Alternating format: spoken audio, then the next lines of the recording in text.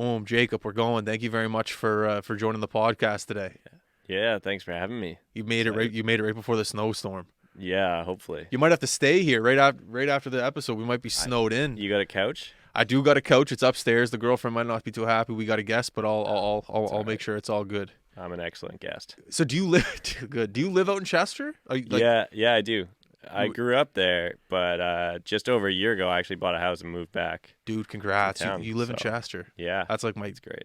my buddy has a cottage there. We go to was it Kiwi Cafe. Oh, nice. We'll take morning dips, 5 a.m. Get rid of the hangover a little. I just love Chester. It's a good energy there. It's a good vibe for sure. I love it. I can walk to the water. I can walk to the yacht club. You know, small town life. I grew up in a small town, so I was living in Halifax for 8 or 9 years, but just made the move back. Started commuting. Commuting kind of sucks, but it's worth it. What is it, like Yeah. 30 minutes, 25 minutes? Depends who's in front of you on the highway. Yeah, 45 to 50 or something usually. So how old were you when you were in Chester growing up? We moved there like just after I was born, so I lived there till university, and then I moved to Halifax when I was 18, went to Dow. Do you think growing up there at a young age made you more comfortable with the water? Because when you're in Chester, left, right, and center, the water's everywhere. Oh yeah, for sure. My dad's from Alberta, my mom's kind of from the prairies, but grew up a bit in Nova Scotia. Oh, yeah. So we just started sailing because like it was the thing to do. It was cheaper than daycare. You know, you walk down the street and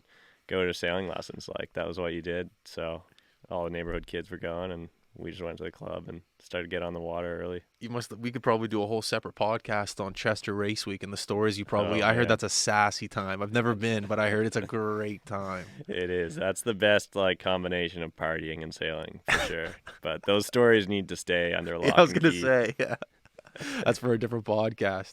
No, but no, that's awesome. I've never been to Chester Race Week, but I've had buddies that have gone, and they say I'm an absolute idiot for not going. So I think this might be the year coming up that I'll have Next to time. go. Yeah, shoot me a text. I will. You're welcome. I'll crash on your couch tonight. Crash on my couch. Chester Race Week. Dude, I like this guy. There Hey, we we're go. making business moves already. We're helping each other out.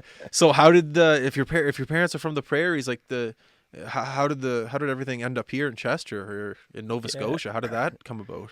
So my mom, like, she grew up like having her summers in Nova Scotia. I guess her dad was a university professor in Manitoba, and then they had a summer house in Lakeside. So she was in Nova Scotia a lot growing up, and then they always said they wanted to come back, and they moved back.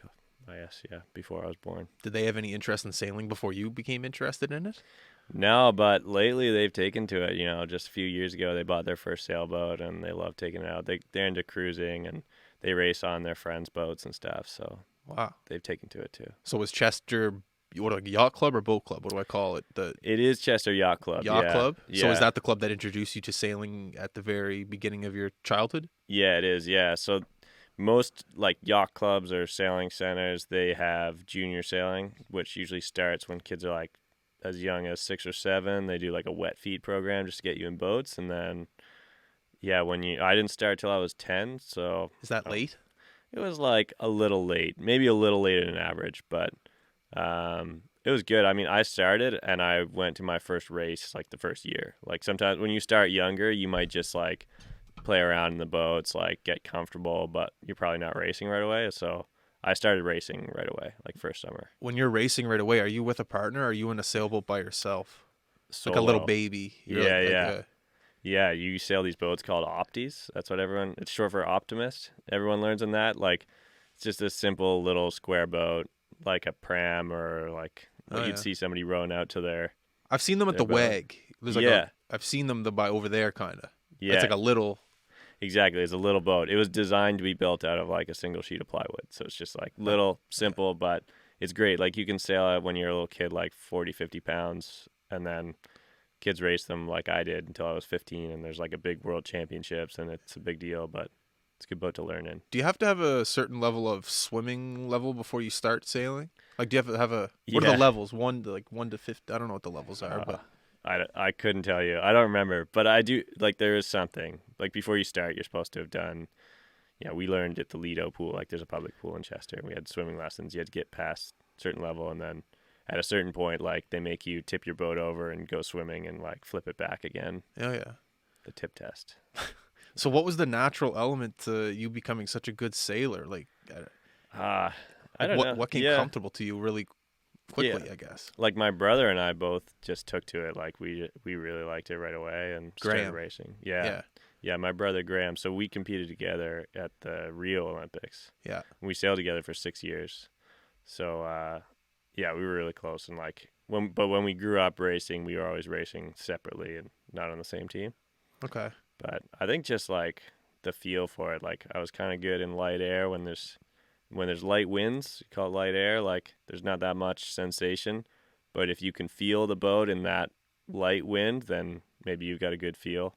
And then when it's really strong wind, you got to be able to feel speed and like how to make the boat go really fast. So when you say feel, are you saying you have a good feel for wind? Or are you saying you have a good feel for the boat or the actual sail, or all three? Yeah, kind of both, I think. Like when you're young, part of sailing, it takes years of experience, is like learning how to read the wind on the water. Like you read the little dark patches in the water, you read the waves, and you start to analyze like how it's going to shift around different land features and geographic features and like forecasts and stuff.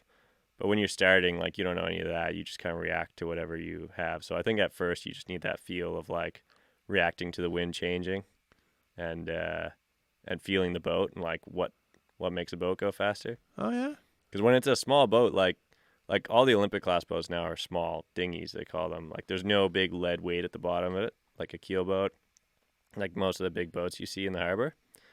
So it's very reactive to your weight. So it's really like, you're really engaged with the boat, moving it around, moving it through the waves. How long does it take for someone to like master that skill of knowing, or excuse me, feeling the Yeah. boat and the wind? Because if it's windy out, I just put my hood up. Like what you're embracing it though. Like how long does that take? Yeah, I don't know. It's a lifetime endeavor, man. Like the sport is crazy. Like the guys who win medals are sometimes in their 40s and they've been doing it Oh like yeah. full time, really racing hard since they were in their teenagers. So it's something you can always like hone and develop, but yeah, it takes time. Like a lot of it, like reading the wind, I had no idea. Even when I was like 14, 15, I was racing at the Worlds and I was just like, I don't know. I hear people talking about this. I think it's all bullshit. But then you just start guessing, like you guess what's going to happen based on what you see, and then check yourself if you're right or wrong, and try to come back to it. Try to get right more than half the time, and then Yeah. if you're really good, you can be guessing the correctly like 90% of the time what's going to happen. You have to refresh my memory on Chester Basin. Is it a windy spot? It must be. It's pretty good, yeah. Like where we grew up sailing is all around Mahone Bay. So we'd sail outside the islands right in Chester Bay, and it's pretty consistent through the summer. It's good. It's overall is a great place to sail. Like in the fall and spring you get some really windy days, like storms blowing through, so there's good practice for that, but like on average it's just like nice moderate wind. Okay. Yeah. Can you sail here year round, or do you have to go down to Florida, or? Yeah, we would usually go down to Florida. Like once I started racing internationally, we started training in Florida. So I think I spent like 7 or 8 Christmases in a row in Florida. Oh. We were always down there training. Yeah. But this past year, like before the Tokyo Games, we couldn't go. We were trying to, and the Americans wanted us to come train with them and stuff, but we couldn't make it happen. Like juggling with work too and quarantines and everything, it just wasn't worth it, and always felt pretty risky. So we trained here till like the first weekend of December, and then we started back up again in March. So that was, we only lost like 3 months, 4 months through the winter. Okay. But it's pretty cold. When it's freezing. Yeah. When COVID's not a thing and the schedule's back to normal, are you on the water every day? We do like when I was training full time, we do 5 or 6 days on a week and Yeah. then take a break. But usually do like blocks. What's that? Like so we do like a 2 or 3 week training block. And the neat thing about sailing is like it's not like other sports where you can measure your performance. Like you can't do like a timed run and see how you're doing. And on the Olympic boats, like there's not that much technology allowed on board. Like you can train with a speedometer, but you're not allowed one in racing. So to know, and like the weather's always different. Like the conditions change every day. Every venue you go to, like the waves and wind are different. So you got to have other boats on the water at the same time as you. to get a comparison.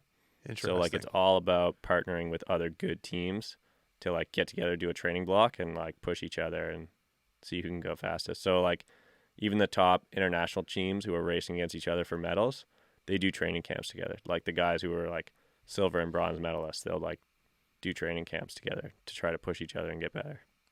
Before you get to a competition, how early do you like to show up to the ocean? Yeah. Are you there a week before?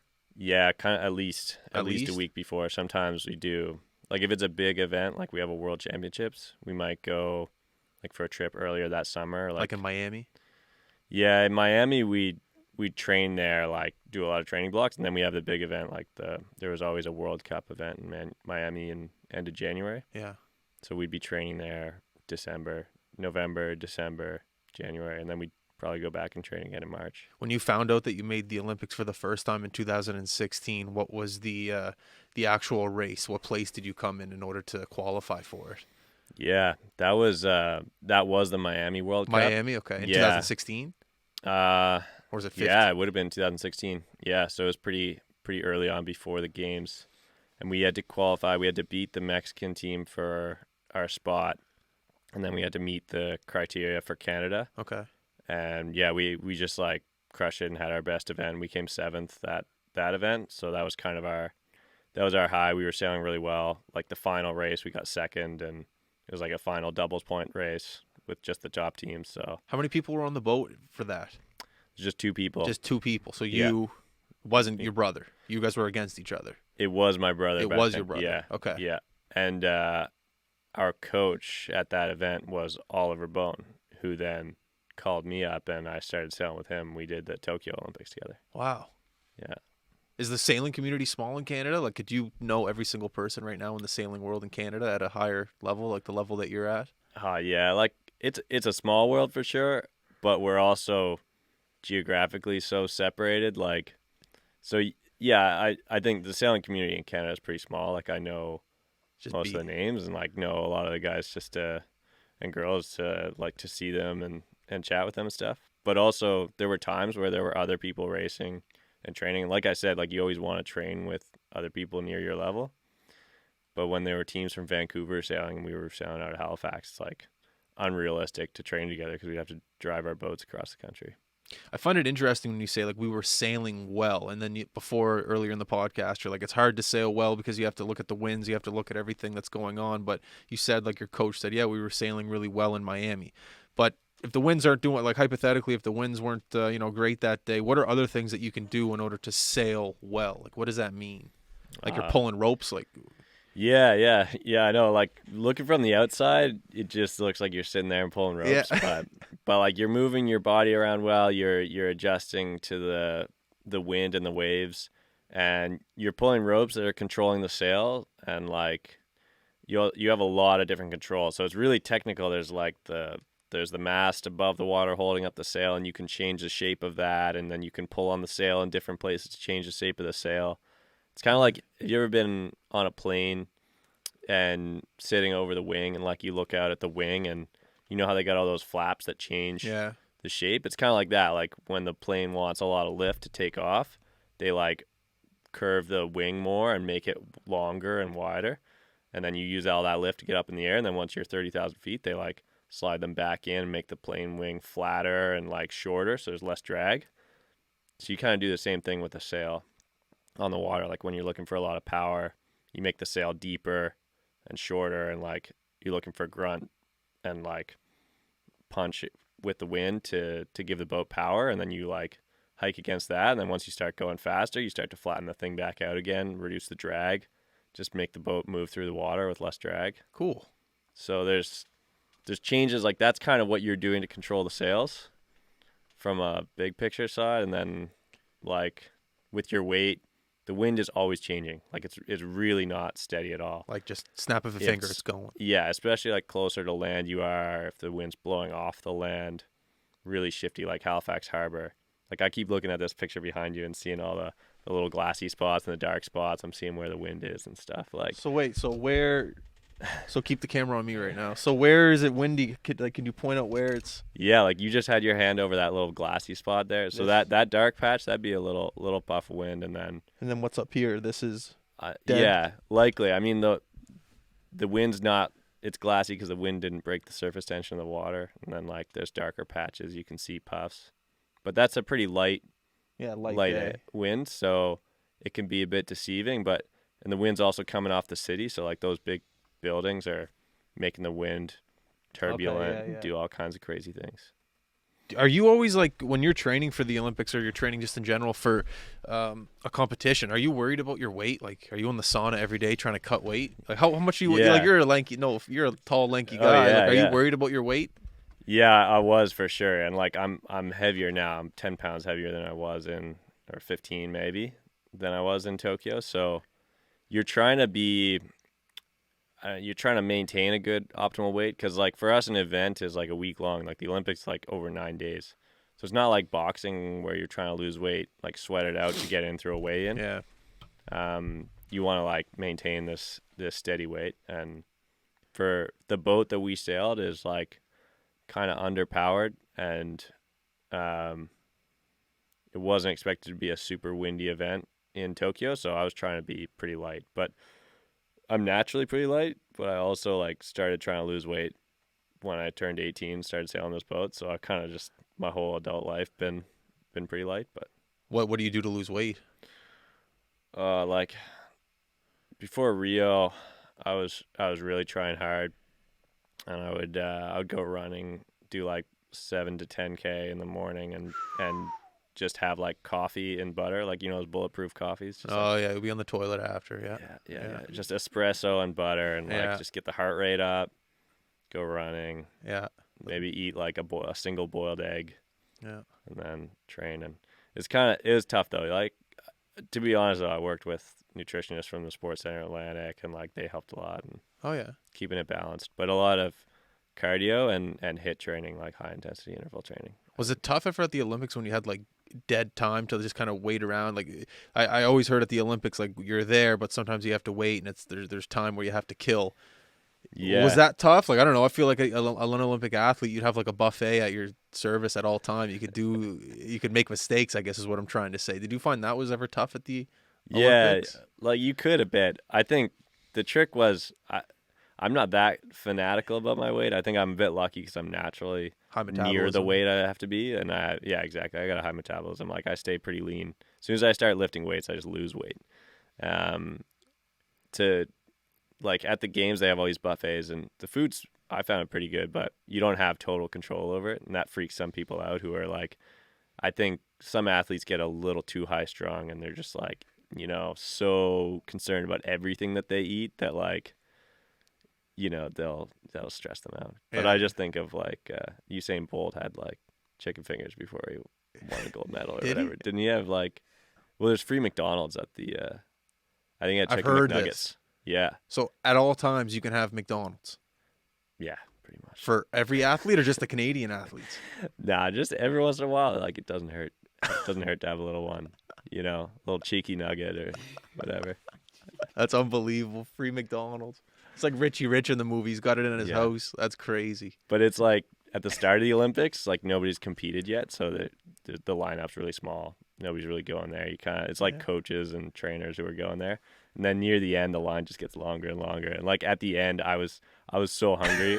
We were done competing, and I waited in line for like 45 minutes and had like a Big Mac and fucking ice cream and nuggets and like ate maybe a quarter of it and just felt sick. And That's motivation alone to get to the Olympics. Free McDonald's. yeah, That's unbelievable. You're bringing Ziploc bags. You're just stuffing it, bringing it back to your room. That's crazy. Yeah. Is there ever? Do you call it a regatta? yeah, we call it a regatta. That's like a series of races. Yeah. Is there Yeah. is there nervous energy for you? There must be. And Oh, how do you yeah. how do you handle it? Yeah, for sure. Oh, I started to get better. Like I used to get really worked up and like be really nervous about it. Like a good bit of nervousness is good, but I like on the water, like right up to the start, I would do like just like some deep breaths and calm down and just feel like it's normal. But for sure at the Olympics, like the first time in Rio, it was like crazy nerves. Like my brother and I were so on edge. And then all this like extra hype and stuff you're not used to, because like sailing's not like a big ticket sport, and it's hard to watch as a spectator. Like it's kind of a brutal spectator sport. First of all, we're like out on the ocean. There's no stands. There's no way to watch it. And then we do these big long races, and you need binoculars to even try to make out who's doing what. And then so you show up at the Olympics, and all of a sudden there's like cameras around and reporters and all this attention being paid to it. But then you got out on the race line, we were just like, shit, this is the same guys we always race against, like just same dudes. We're just doing the same thing. Now we're just in Rio. Yeah. Same, yeah. And we're wearing like funny costumes. What was the biggest difference that you thought, or what was the biggest difference from Rio to Tokyo? COVID. Like lockdown everywhere in Tokyo. Like they were really on top of it, and they had good control over it. Yeah. But for on the water though, like we kind of forgot about that. It was kind of the same thing. Like we had to wear a mask the whole time, and then the second we launched our boat, like took the mask off and put it in the life jacket pocket, and then we just got back to racing. But there were only 19 boats in Tokyo, and we were 26 in Rio. And that makes quite a big difference, because you're on almost like the same size race course. And the boats on the water like really affect each other. Like I was saying, the wind is turbulent behind those buildings downtown. Same thing when it passes over a sail. So like you're always fighting each other for position for clean air on the race course. And the fewer the boats there are, the less like density is an issue, and staying away from packs of boats. So it was more spread out and more of a speed game. Is it common to hit other boats? Maybe a little love tap here and there, but Yeah. hopefully no big collisions. We Okay. didn't have any. We had couple little taps, usually like out of anger Okay. in a really tight scenario. You do get really close to each other, Yeah. but yeah. Like in hockey, there's like a such thing as a greasy hockey player. Is there such thing as a greasy sailor? Oh yeah. Oh for yeah, Sure. you know them? Yeah. Oh yeah. Yeah, I know them. They exist. Yeah. Give me a Well, scenario how you can be a greasy sailor. Well, like, I mean, it's pretty much a self-police sport. So, like, there's all these rules, and even though they are black and white, and if you had, like, a perfect, like, helicopter view of the race course all the time, and, you know, you could analyze it, you could tell who's in the right and who's in the wrong, but, like, you know, you're approaching a mark, and there's two boats coming in. Like, at the last minute, somebody can try to squeeze in there and, like, squeeze between you and the mark, and they're not allowed to. But they just, like, hit you and go ahead with it. But the worst is if someone, like, fouls you, like, they made a foul like that, but then they gained massively from it, but it totally fucked over your race. Like, it can just mess you up completely, and then they just don't even look back. Like, you yell at them, and they just keep going. It sounds similar to like race car driving, just at a slower pace. Like if you're making a Yeah. turn and you bump another guy and the other guy's screwed and the other guy takes off. Oh, yeah. Yeah, I've been watching more Formula One recently, and it's so similar. Like, your race can be completely ruined by somebody else. So there's a lot of that, like, especially at the start of the race, everyone's really close together, and you're jockeying for position. You're trying to get, like, right on that front line, and if somebody, like, screws you up, then that can be, it's so hard to come back from behind at the start, and, yeah, when someone does that, you're just, like, just rotted. So for an example, like after the race and you're talking with your buddies about the race and like, hey, how'd it go out there? What happened here? What happened there? Like, would a topic of conversation be like, whoa, I caught a great gust of wind at the 20-minute mark of the race? Like, is that something someone would say? And maybe would someone else rebuttal to that and be like, yeah, you got lucky because you got that caught of wind? Or would it be like, no, it was skill. I found that wind and I went with it. Is that something that would be said? Yeah, that's pretty close. That's pretty close for sure. Like, usually, like, racing at a high level, you're talking about like managing risk, and you're looking at like what's going to happen with the wind, and really like it's those wind shifts, the change in direction that makes a big difference. So if everybody's going over to the left side of the race course and you go over to the right side by yourself, you're just either going to be first or last. So it's a risk. And if you did it, you're just like, I saw this breeze coming, you know, I got my meteorologist back home texting me, and like I thought the wind was going to shift right, and then like it shifts right and you're winning by a mile. But if it shifts left, you're just like, that was bullshit and bad luck. So there's definitely a bit of that. There's like, you got to play that game, and whether that was smart to do that or not depends. If you needed to win the race to win the regatta, like maybe that makes sense. But usually that's just a high risk move that nobody would do. You can't win. That's why you have a regatta. Like you have like a series of 10 races. Are you studying the weather before a race? Yeah, always like a cursory study. Like we had a team meteorologist, and these guys are unreal. Like guys and girls who study this stuff. Like they could be just doing it from their computer wherever, or some teams bring them to Japan. That was obviously challenging with COVID. The size of the teams was small, but like the big budget teams, like the British, Americans, French, Australians, like they would have a meteorologist there full time just to like monitor the weather, look at all the different models, see what's going to happen, and produce forecasts for the team for like what the current and the wind is going to be doing. Cool. How do you start a sailing race? Is it just everyone will line up on the line and open your sail and go? Because you don't have a motor. Like, how does everyone line up at the exact same time and go? Yeah, that's a good question. It's like I was saying earlier, how about you're jockeying for position? You have this start line, so there's like imaginary start line. Just like draw it out.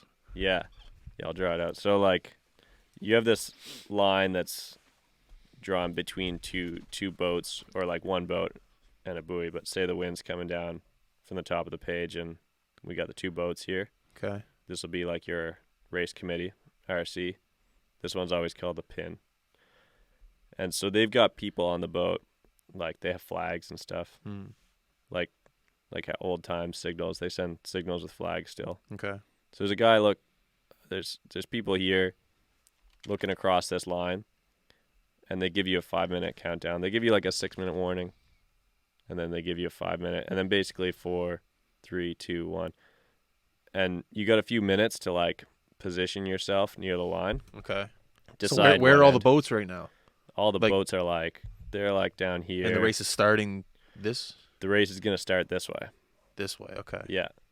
So they're like, when you're sailing upwind, you got to sail at angles to the wind, like approximately 45 degrees away from the wind. Okay. So you're sailing at angles through it. So you're going to cross through this starting line at an angle at 0. And if you cross early, you're disqualified. But if you're under the line, you're okay. So you want to be as close to the line as possible, going as close to full speed as possible, but not any closer. Like you want to be just 6 inches below the line. Man, that's a hefty consequence. If you like, I feel like so you're eliminated. You don't even get a second chance, like racing. Like if you go before the gun. Yeah, like club racing around here, they do. It depends on the flags they fly, but at the Olympic level, like it's always just a straight U flag or black flag, which means you're DSQ'd if you go over before go. Anytime after 1 minute and before go. So you got to be, but like the further ahead you are in the race, the more advantage you have, like the more clean wind you have. So you're really fighting hard for that. Like if you start at the back, that's what I was saying, like just like Formula 1, if you get taken out before corner 1, like it's a hard go to climb back from that. And sailing is the same way. Like you want to be right at that line. You're getting the leftover wind if you're at the back. Exactly. And it's like you're going slower if you're in that wind. So the start's very important, it sounds like. Yeah. Depending who you talk to, it's like 50% of the race or 30% of the race right at the start. Do you have to wear a life jacket when you sail? Yeah, you do. Like they used to be a little bit more lax on it, but now they've been hounding down on it. It used to be like you only had to wear one if they put up this flag if it was windy enough. And it's still that way on a lot of club racing, but when you're on a bigger boat, it's safer and it's not going to tip over or anything. But we have to wear them. Have you ever had any close accidents, like drowning scenarios? Yeah. I've had a couple. Like I was a little lax with a life jacket one day, so wear your life jackets. It's good. Like I've had a scenario where like a squall came through, it was super windy and rainy, and like couldn't see anybody else, and then like the boat flipped over, and I went after a piece of equipment that got separated, and I didn't have my life jacket, just to like get this $200 pole or whatever. Yeah. And the boat was like drifting away from me faster than I could swim back to it. And I was like, couldn't see anybody or anything else. gear was filling up with water. I was like, didn't have a life jacket. I felt like an idiot. I made it back, but I was just like, oh, that was close. I'm thinking of the Truman Show. Yeah, well, yeah, it was like that scene. You're like gulping down water when you try to swim. Yeah, that was sketchy. That was in St. Margaret's Bay. Oh, no way. Yeah. That's crazy. Yeah. Yeah, I always water sports. Yeah, I always think of that. Yeah. I always think of the worst. Like Yeah. like I'm just one of those guys. It's just you think of like what could happen. Yeah, you realize you're kind of vulnerable out there, but I've been more freaked out probably surfing. Like, I haven't been surfing much recently, but I got pretty into it for a while, and like getting like your leash snaps and you're separated from your board and you're in like pounding surf, and Yeah. I'm not that good of a swimmer actually. No way. Yeah, I wouldn't have thought that. I'm like okay, but my brother is really bad. He basically can't swim. Huh? Yeah, because when you're a sailor, like you just spend all your time on the water, not in the water. Like for a lot of sailors, it's like they don't like swimming at all. That's the most bizarre statement I've ever heard. The same with like fishermen; they don't swim. A lot of fishermen I can't swim. guess. You spend all this time on the water. You like get used to being floating on the water, totally comfortable, happy there. But like you don't want to get in the water. It's like something's gone really wrong if you're in the water. I guess so. Yeah. Yeah. Who am I to argue? I don't know. What's I don't know. I guess. It's kind of common. I also know like sailors who are really good, like fast swimmers and do it Yeah. for exercise and stuff. But I'm pretty brutal. What are you gonna do? Yeah. As long as you're good at staying on the boat, I guess that's all that matters. Yeah. Who cares? Exactly. Training and trying to get better. It's like you've been to the Olympics twice. Are you still training for the next Olympics in 2024? I'm assuming. Yeah. Like how does that aspect of your life work? I've got to be retired now. Yeah? I'm retired. I'm like I got a career. I'm an engineer and I work full time, and so like this last Olympics was amazing. It was a great opportunity, and like we worked super hard to get back to that level, but I was balancing work and school. I mean, work and training, and just on the edge of burnout all the time. Really? And I'm pretty stoked with my career, so I'm gonna focus on that. Step back from Olympic sailing, try to help the next generation. Yeah. Oh yeah, you're involved with the youth when it comes to sailing. Yeah, a little bit. I should be more, but help out like coaching at the local club or mentoring some of the younger teams and stuff. There's some really promising young teams coming up. Some girls from Chester just got bronze medal at the European Championships, finished 6th at the Worlds. So No way. yeah, you should get them on the podcast. I will. Are they living Cool. out in Chester? Yeah, most of the time they're away training, but they're Man. living the lifestyle we were doing 6 or 7 years ago. Like we used to be abroad for 8 months of the year, training and traveling and stuff. We had a guy, Brett Himmelman. You know him? He's a kayaker, or no, canoe. Yeah. Fuck, I should know this. Canoe or a kayaker, one of them. And same thing. He's down in Florida 8 months of the year, just training, something like that. He's traveling around the world to hot destinations where there's water. It just sounds like the life. Yeah. You're on the water, training, good weather. Yeah, it's pretty sweet. Like, I mean, I feel so fortunate to have gotten to do it. And like the sailing, you get to travel to all these cool places, and you kind of have to go because like the events are always held all over the world, and like the venues are all a little different. So you got to go and, like I said, like show up 2 weeks early or maybe more. Yeah. Get to know the place, get an Airbnb, and you like get to know the venue, the city, and stuff. Like you kind of live there for a bit. Yeah. Move on to the next place. All the same people. What's the funding like with Sailing Canada? Like, do they Yeah. support you for that stuff, traveling? Yeah, it's pretty tough. There's good support if you get to be like top 6 in the world. If you get to be up there posting good results, then Own the Podium can kick in, or some of these funding programs that have a lot of money. But it's always a struggle. Like Canadian sailors are always out fundraising. So Oh, yeah? we funded like 60 to 70% of our money was private fundraising, and then probably the other 30 or so was government money. So based on our results and stuff, you get carding, so you can get a little living stipend meant to pay your rent and food and stuff like that. Okay, cool. What are some of the top countries in the world that are dominating sailing? Australia has been dominant in our class for a long time. France is really good. Great Britain, The U.S. has had a history of it, but they've struggled. No, not many medals. Like 1 medal in the last 2 games, All right. so not many. But the UK pretty dominant. A lot of European centric, but Australia and New Zealand are also really strong. I wonder why that is. Yeah, that's the that's the ultimate question. I What guess does Canada have to do to get there? Like, well, I guess Australia, it's like it's an island, so there's water everywhere.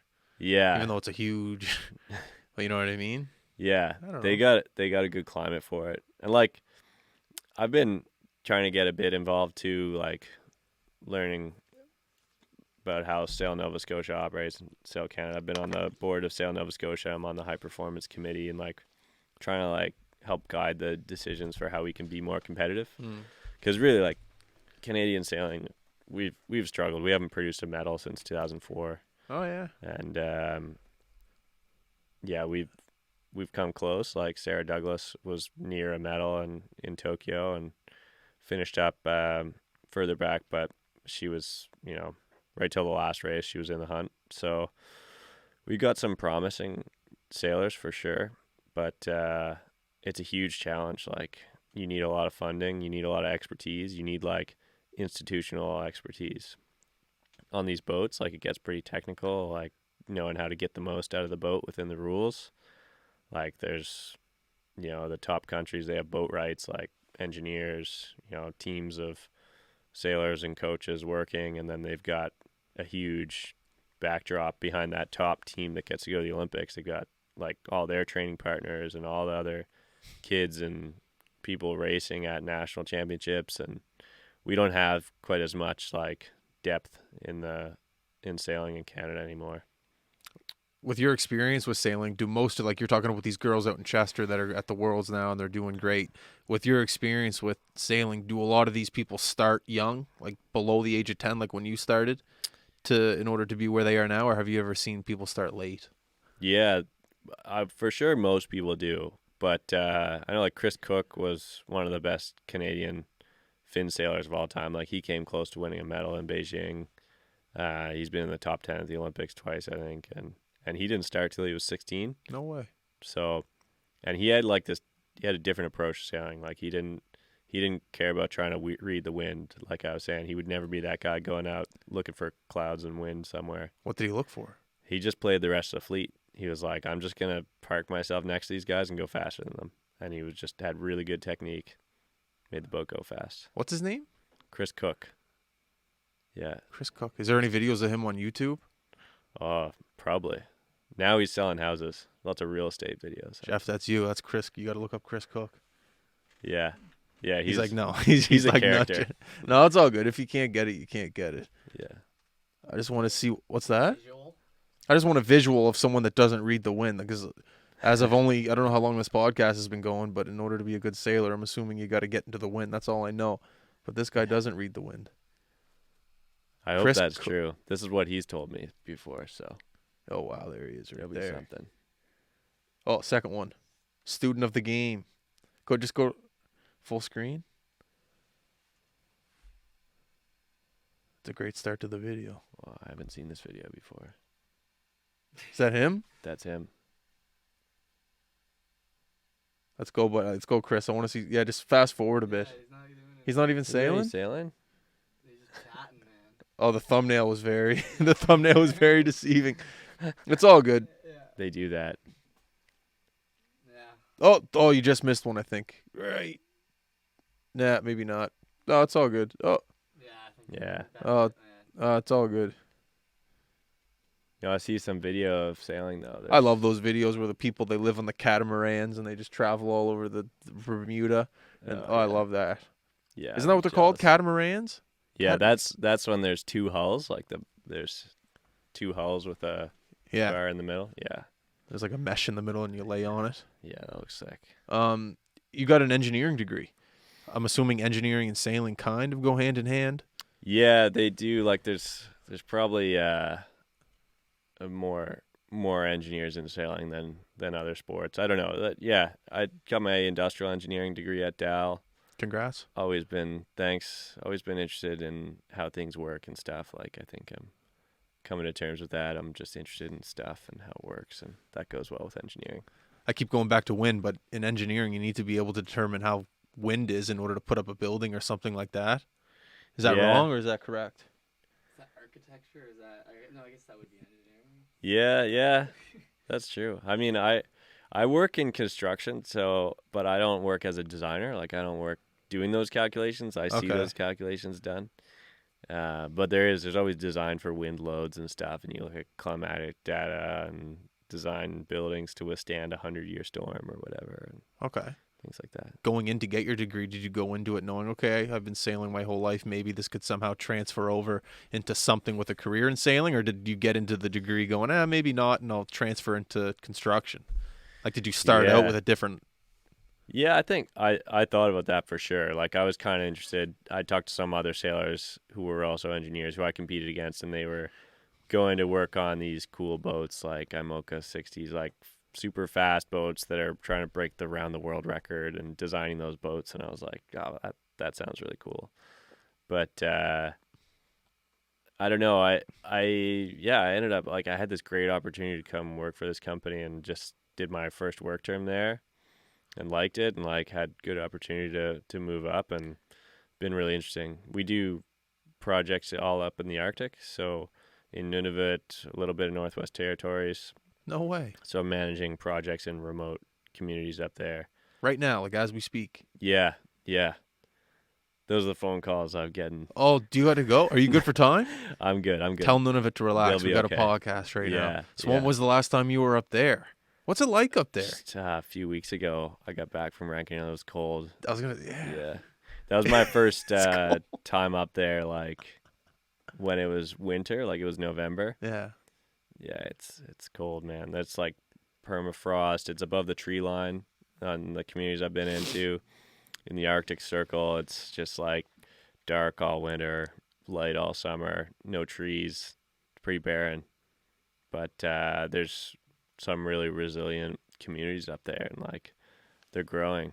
Wow. So we build the infrastructure. We do buildings and roads and gravel and steel pipelines and water lines and sewer lines and district heating, all kinds of stuff. When you go up there, how long are you there for at a time? I've usually done like 2-week trips, but I was gone for 4 weeks this last time. Did two communities back to back, but our crew, like the tradesmen and supervisors and operators and guys who go up there, they do like a 6-week on, 2-week off rotation. Okay. Have you ever seen what are they, the Northern Lights? Have you ever seen Yeah. those up there? Yeah, I got to see them for the first time, but I got kind of unlucky. Like they were just visible way off in the north, and then the forecast was really good for Northern Lights. And I don't know where you find that forecast. My girlfriend texted it to me, but Did she? yeah, I know about wind forecasts. I don't know about there are Light. Northern Light forecasts. Good to know. Yeah, I think there's like a solar flare or something, Oh yeah. and but then it clouded over. We didn't get to see them. Yeah, There's some crazy pictures of that up on. That's one thing I'd love to do. Just that part of the world in general, I'd love to get up and go see. Yeah, it's beautiful. Up areas like you should look up areas around Pangnirtung and Kikiktarjuak, like Baffin Island region. It's like mountainous fjords. It's like the fjords in Newfoundland, but in the Arctic, and they got huge mountains and stuff. It's cool. Have you ever seen a polar bear? I haven't. No, I've been sent photos and videos of polar bears Oh. by our crew, but I've been in town when one was coming through. But How did you find out it was coming through? oh, they get on the radio and say, "There's a polar bear out by the dump. Be careful." What's the protocol if you see a polar bear? Like stop, drop, and roll? Like, do you actually know what to do, or you just leave it alone? I heard they're dangerous. Find someone with a gun. Yeah. Oh, They're massive. I've certainly seen like taxidermied polar bears, and they're huge. They're like, I don't know, bigger than normal bears. Really big. I've seen a black bear. I've seen a black bear in Vancouver. Yeah. These things are like, they're just like massive. Like their paws are like this. Like they're terrifying. Oh yeah. Yeah. Coca-Cola made it seem like they're great. Like those commercials going down the hill with the baby bear. You're like, oh, the polar bear.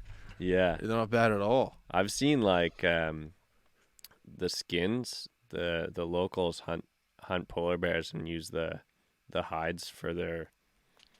I think they take them out on the sleds when they go seal fishing in the winter, and they use the hides to like they use animal for all their clothing and everything, and like build sleds out of it and stuff. Wow. And they hunt seals and build little huts, and I think they lay down like polar bear furs on the ice to keep warm. What was the biggest culture shock going up there for the first time? Oh man, I don't know. I got to try muck tuck, which What's is like that? the seal or the whale blubber. It's pretty gnarly. Like it doesn't taste that bad, but it's like chewing on bones, and it's fat. It's like dense fat. I had it served up on a plate of cardboard with no name soy sauce. That's what they call Inuit China, I guess. How much did you pay for it? No, it was a gift. Oh, it was a gift. Yeah, it was a Okay, gift. good. Yeah. Oh, It nice. wasn't. I wasn't at a muck tuck restaurant or anything. No. That's crazy. Yeah. Whale blubber, Whale blubber. muck tuck. Yeah. And that's the part they go for. The blubbers. Like that's the delicacy. Like that's what they want to eat. Oh yeah. The meat, like not so much. Oh yeah. Yeah. Interesting. Yeah. So we'll go back to say, are you good for time? Yeah. Yeah. I'm good for time. What time is What time? How long are we going for right it? now? Oh man, it's 45. What? We're at like 50. 50 minutes? Yeah. That did fly by. Oh I was Jesus. like, there's no way I can talk for an hour about anything interesting, but No man, you're killing it right now. We got whale blubber, we got the northern lights, we got polar bears, we got wind sails. yeah. I did want to ask more about like the structure of the actual boats. I don't know if that's really interesting, like what they're made of and stuff. Is there anything interesting to talk about what they're made of? Yeah, And- like I think not really in Olympic sailing. Like in the America's Cup, it's all like the cutting edge of carbon fiber boats, and they're super lightweight and powerful. Like, but that's not what the Olympics is about. They try to keep the cost down because Olympic sailing, like compared to other Olympic sports, I think only equestrian's more expensive because those horses are like $1 million, I guess, and you got to take care of them. And I've heard it's crazy. Like sailing is one thing, but our boats, like the rules are that they have to be fiberglass and they can't even be honeycomb construction, and they have to be like, they try to keep the cost down, but really the hard part is like that means a lot of the stuff, the new technology out is more expensive, but the boats last longer. Mhm. And Olympic boats get sailed really hard. Like, you train in them hard, you sail them in heavy wind, you like push them to the limit, like you're being really physical with them, so they don't hold up that long. Like they get a little soft, and then the race teams like put in new boats. It's kind of like competition surfboards are I got you. made really thin fiberglass so that they're super light and buoyant and perform really well, but then they do like this big sick air and it snaps in half and they just grab another board. Oh yeah. I also wanted to ask about how do you transfer a sailboat to Tokyo or Rio? How do you get it there? Yeah, in shipping containers, and like Idiot. I'm sorry. The I should have boats known are- that. yeah, put the little boat on a big boat. How much and does that cost? It's nowadays it's like crazy expensive. You used to figure like a transatlantic 40-foot container was like $5 or $6 and you can fit a lot of boats in there, so you could split that. It's like not that bad. It takes a long time though. Like you load your boat in the container and some trucker drives it off to a port in Georgia, and then it sits, and then it gets on the boat, and it's like 6-8 weeks at least. But now with the COVID delays, it's crazy. It's like a container that probably costs like $25,000, and it's going to take 3 months. And you end up just like, you can't have enough boats to ship them around. So we had, man, at the end of the Rio campaign, we had 4 boats on 3 different continents. We had like a boat in North America, South America, Europe, and it was actually 4 continents if you count Israel as in Asia. So we had like 4 boats in 4 continents, and they're shipping. And Do you have like a tracking number? How do you keep track of it? That's a lot of money moving around. yeah, It's like when Yeah. you're at a bar and they hand you like a little tab and it lights up when your table's ready. Like they give you one of those. Like, how do you keep track of it? and the sailing campaign is like running a business. Like you gotta like manage all this stuff. But we always just like tagged along. We were kind of like the only Canadian team in that quad before Rio, and we tagged along with the bigger teams, and and they usually like had people who handled logistics, and we just like paid our share to go in the container. We didn't like manage the logistics of booking the whole thing.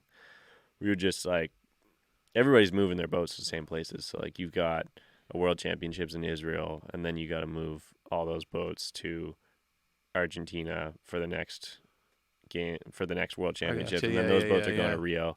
So you just like call around, you're like, oh, the Spanish have room in their container. Let's see, like if we give you 2,000 euros, can you take our boat from Israel to Argentina? And then A lot of logistics going on there.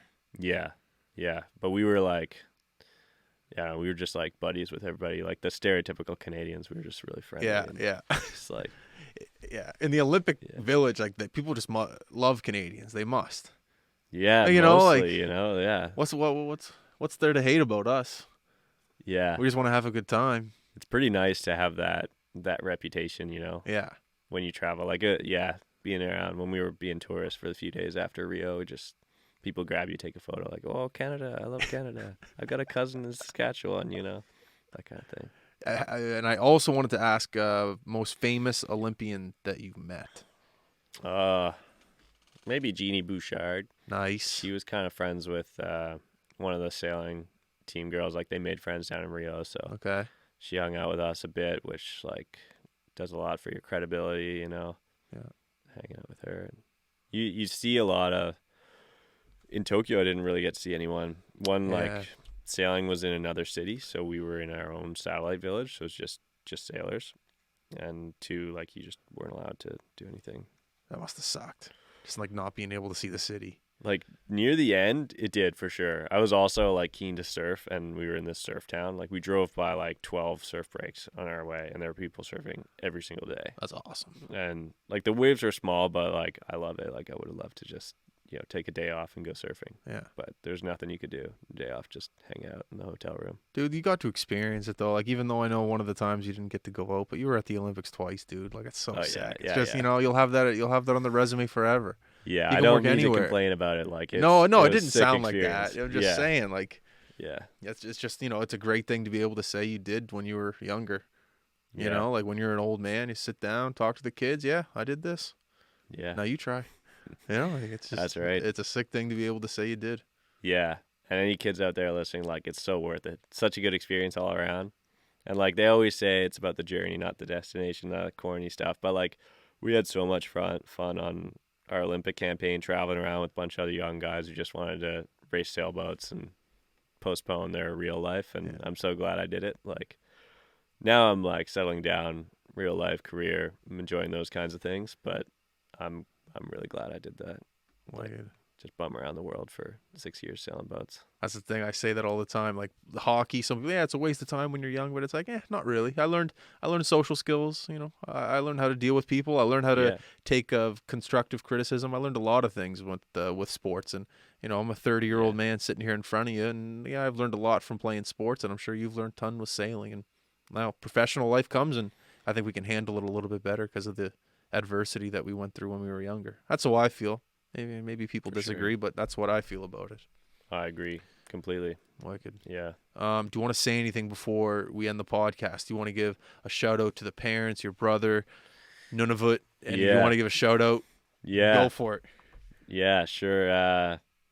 Shout out to like all the supporters. My girlfriend Erin, very supportive of me. You know, wanting to do the Olympics again. Coming home late at night, she'd have food ready. She was looking after me. She was doing amazing. And my parents for their support. My brother, like when I say we had a lot of logistics, he handled that. I was too young, didn't know what the hell I was doing. And all of our supporters, like we had a lot of donors to make it possible, and it was such an amazing experience they opened up for us, and I hope to be able to do the same someday, give back to the community. Awesome. Well, Jacob, you're the man. Thank you very much for coming on the podcast. I appreciate it. Yeah, thanks for having me, guys. It was fun. Best of luck up in Nunavut. You can take your calls, and I know they'll be thankful to have you now. All right, I guess that's it. Everyone listening, thank you very much for tuning in. It's Wednesday, hump day. Have fun, work hard. What did you see? You said wear your life jacket in the water. Yeah. Wear your life jacket. Wear your keel cord. Wear your keel cord. Read the wind. Am I missing anything? That's pretty much it. All right. Yeah. We're out. Peace.